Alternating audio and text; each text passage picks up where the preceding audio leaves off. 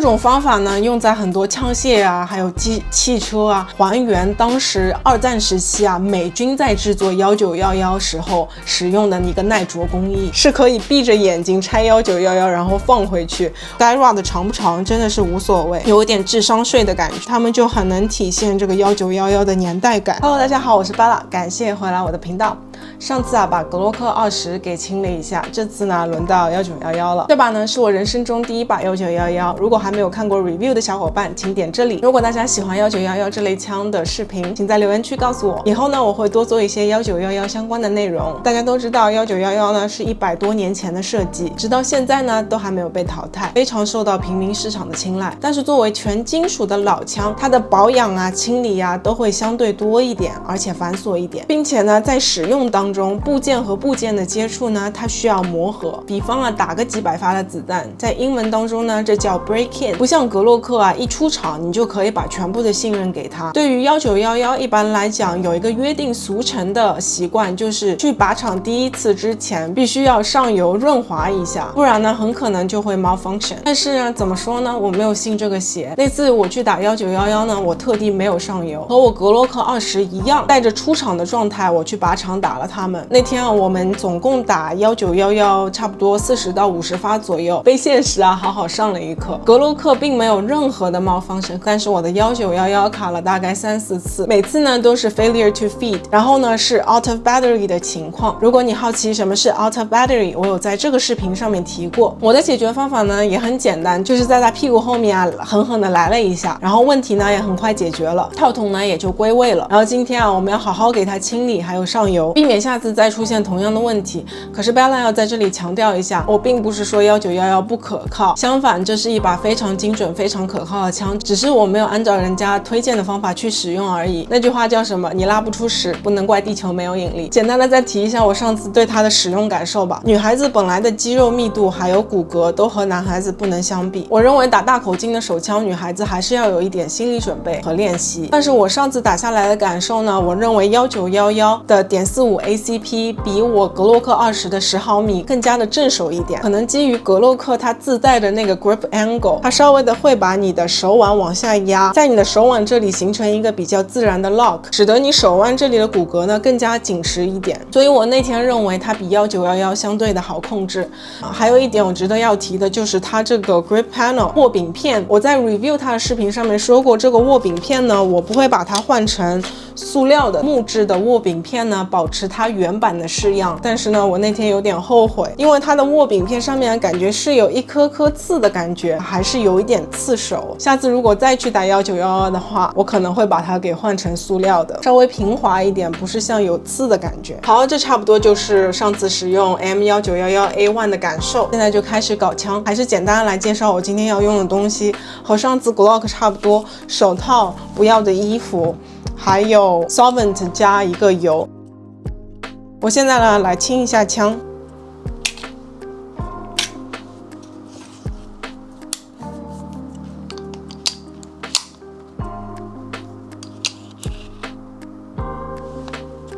空的。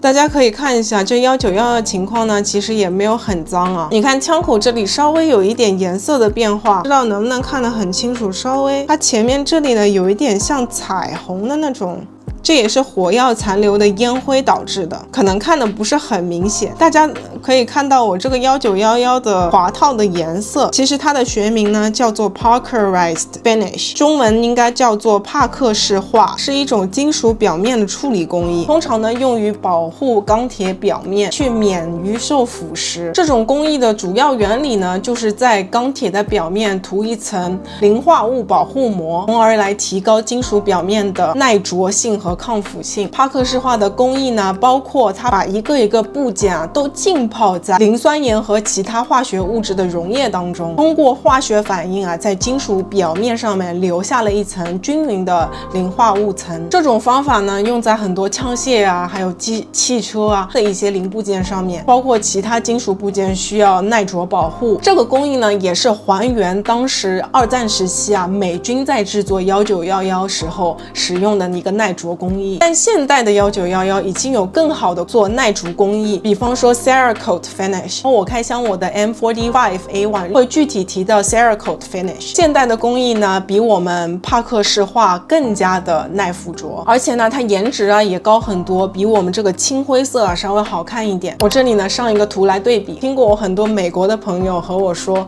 他们的爷爷当时参战的时候是可以闭着眼睛拆1911，然后放回去，就听上去非常厉害，但是我觉得是有一定难度的。我每次搞1911都得花一点时间，我觉得1911这个复杂的设计啊，对拆枪清理非常的不友好，而且再加上我很害怕去损坏它的表面的那个抗腐层。我这个1911呢是属于 GI Style。什么是 GI Style 呢？ Government Issue， 当时二战的时候美军用的那个版本。这里要提一下，虽然我刚刚已经清过枪了，但是呢我还是有一点不太放心，还得再 check 一次，因为待会儿拆枪这个枪管是要对着自己的。它的拆法呢，就是要你的大拇指一直按住它前面的一个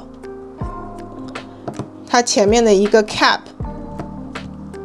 然后慢慢的旋转这个上面的这个，然后慢慢的旋转上面的这个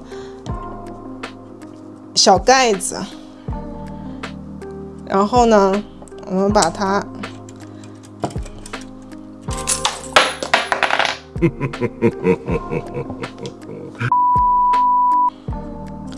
把它的弹簧拿出来，然后就是 slide， 把 safety 放下去，然后大家可以看到这里有一个小凹槽，小凹槽要对准这里，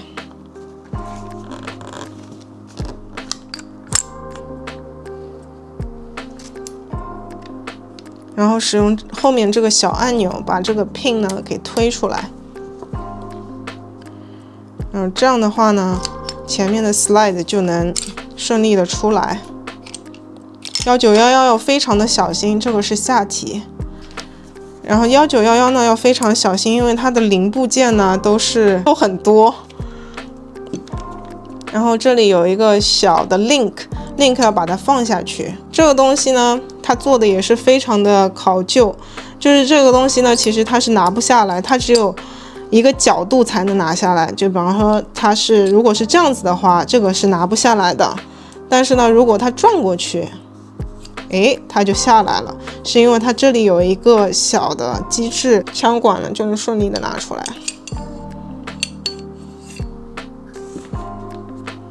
大家可以看一下，这个枪管并没有很脏，可能这里需要好好的擦一下，还有它这个 link 也有点脏，要好好的擦一下。每次拆1911都感觉像是在玩乐高一样，虽然 Bella 是很喜欢玩乐高的一个人。好，我们就来看一下每个部件吧。大家可以看到这些部件呢，就比格洛克多很多。然后我们看一下这个短短的 guy rod 五短身材，我没有去把它换成一个 full length， 它就像格洛克一样，它和这个弹簧是一样长的。我觉得根本没有必要，因为大家可以看到我拆枪的时候，这个东西在枪里面是完全带着压力的，所以我觉得 guy rod 长不长真的是无所谓，有一点智商税的感觉。然后还有一个就是这两个小东西，一个是 barrel bushing， 还有一个是 spring plug， 它们的目的呢就是枪头的前面使后面的部件给固定。barrel bushing 帮助套筒让它在固定的位置，然后 spring plug 呢就是固定这个 spring 的。这两个部件呢，比起我们现在的手枪呢是没有的，它们就很能体现这个1911的年代感。还有就是它这个下体是特别的重啊，因为它是全铁的。虽然格洛克的那个 frame 啊很轻啊，但是给人家一种很不严肃的感觉。但是说回来了，1911虽然重了，但是你 carry 起来就知道难受了。再来说呢，就是这个下体啊，每次说到这个词，下面的人都会有反应。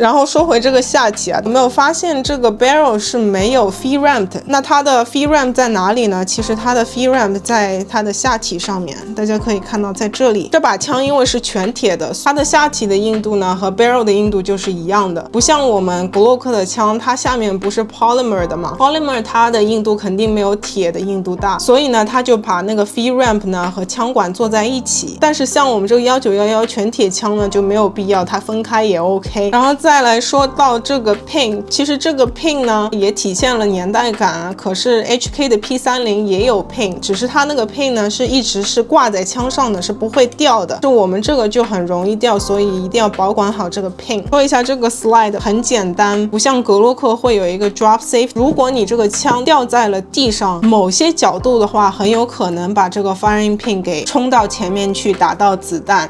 所以说呢，会有一定的危险，而且没有格洛克枪那么的安全。但是呢，很多老派爱1911人士呢认为这就是原厂的设置应该有的式样。而且如果像格洛克那样有一个小圆柱体来增加保险的话，要知道你更多的 moving parts， 更多的部件就会让这把枪的就是让它的 trigger 的使用感受不好，因为它多了一些部件，它的 trigger呢就不能保持非常的清脆，非常的快，非常的 crisp。二呢，如果你多了更加多的部件，对枪的清理和保养也会相对的更多。所以说呢，还有一种 alternative 的选择，就是现代1911的设计，把这个 firing pin 变成了 titanium， 就是钛合金。大家知道钛合金一般性是用在做眼镜的脚架上面，使得一副眼镜特别的轻。那如果 firing pin 是使用轻一点的材料的话，即便这把枪掉在了地上，那个惯性都不会把 firing pin， 因为它够轻嘛，所以它那个作用力作用不到它的 firing pin 上面。它有一个系列 TPR， 好像是叫 TPR 吧，它一个系列呢是做高端1911的，它有在这里呢加上一个 drop safety， 但是呢它的那些部件呢打磨的非常光滑，非常的高端啊，使用感受也非常的好，不用担心到它会减少了 trigger 的使用感受吧。这个 feed ramp 有点脏，然后这个 frame 呢，因为这个颜色吧，所以还好。然后近一点我们看一下这个枪管。好，那我们就现在来给它，那我们现在就来保养一下它。因为它挺干净的，我就先不给它一个 scrub 了，我就先给它喷一下。这次我的191的状态呢，所以就还好，所以我就先给它喷一下 solvent， 让它都给溶解了。然后等了差不多3分钟左右吧。忘记了还有一个我的 magazine 也是要清理一下的。还有体现一个年代感的弹匣，表面是这种磨砂感，按下去不顺滑，就感觉好像很难用，而且按的手也非常的痛啊。颜色就能体现出它是一个老枪啊。所以我这次买的 Wilson Combat 那个 magazine 呢，就是抛光的非常好，非常的顺滑，使用起来是特别的得心应手。就给它上一下油吧，因为还是一个整体的，所以我还是会保留着它。差不多，我们现在就来刷一下，有一层粉尘飘出来，不知道大家能不能看到。稍微的清一下之后，感觉它这个里面有很多的碳沉积物一粒粒的，就会线就少一点。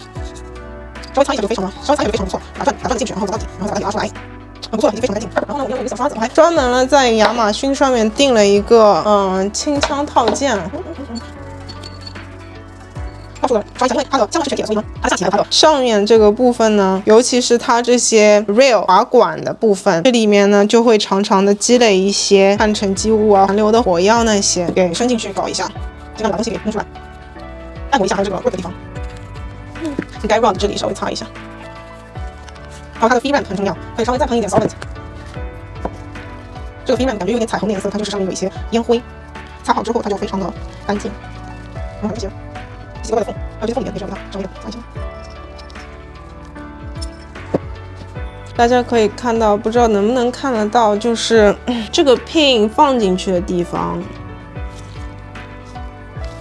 就是它这样子塞进去的地方。那天用太大力了，它有一点涂层给chip 下来了，就有点白白的。然后网上对这种 chip 裂不算裂刮花，他们给它了一个名词叫 foolish mark， 笨蛋记号吧，就说你这个装的人肯定很笨，没有把它给好好的装回去。待会我装回去了，大家就知道这个枪是多么的难装啊！那些闭着眼睛装的老兵，我感觉他们应该是做了太多回了。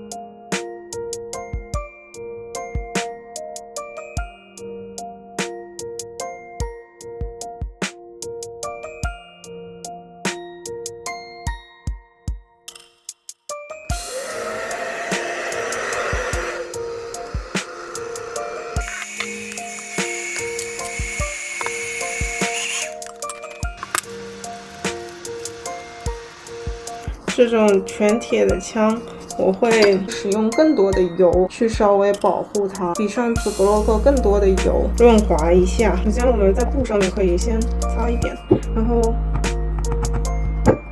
在该 rod 上面搞一点，手给它抹开，然后还有这种按钮的地方，稍微给它上一点，抹一点，还有它这个 VRAM。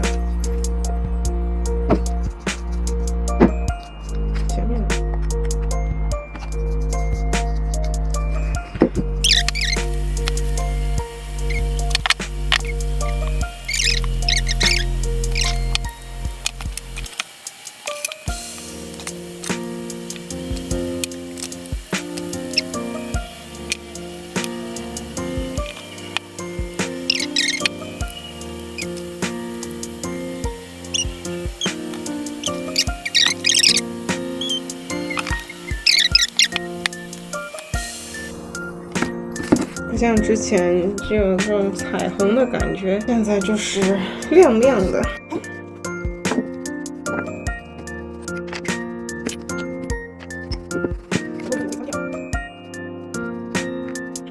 我们现在就来把它给放回去。弹簧我喜欢前面这个部分呢是稍微有一点就是凸出来的，我喜欢把它，我不喜欢用它这部分，我喜欢用这个部分，不会和我这个 guide rod 打太多架，就磨得太厉害，所以我喜欢用这个会平整的一点。钢管放回去的时候，这个 link 一定要是往下的这个状态。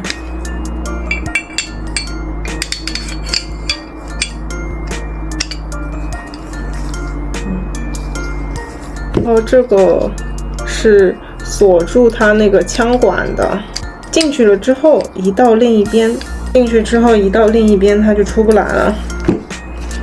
然后弹簧的话是从前面进去，然后它要坐在它上面，然后顶着这个 link。link 呢，就是待会儿我们要把这个 pin 给插进去的地方。它是要顶着，让它保持这种翘翘的状态。慢慢的把这个给放回去，轻轻的。这里有一个 resistant，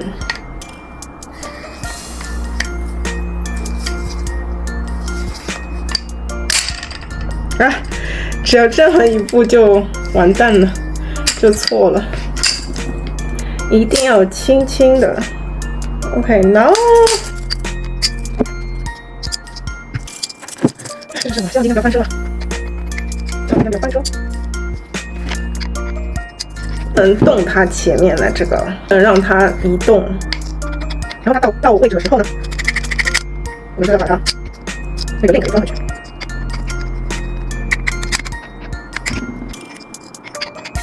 能闭着眼睛完成吗？这闭着眼睛也太厉害了吧！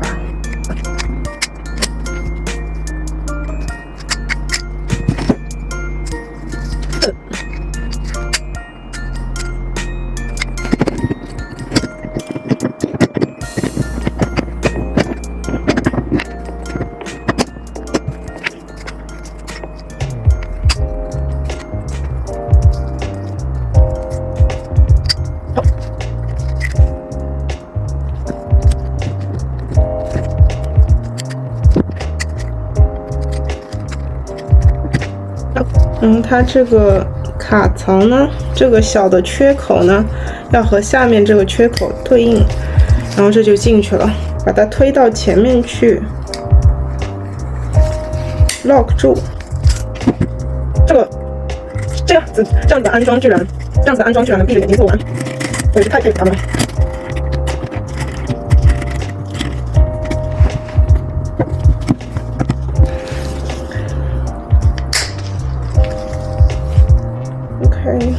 然后去拿颗夹子弹，上过油之后它也好用一点了。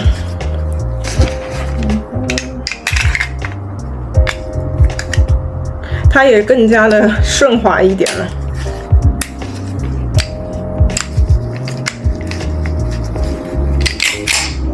好，我们来 function check。OK， 那这就是1911的清理和保养。感谢大家收看，我们下期再见，拜拜。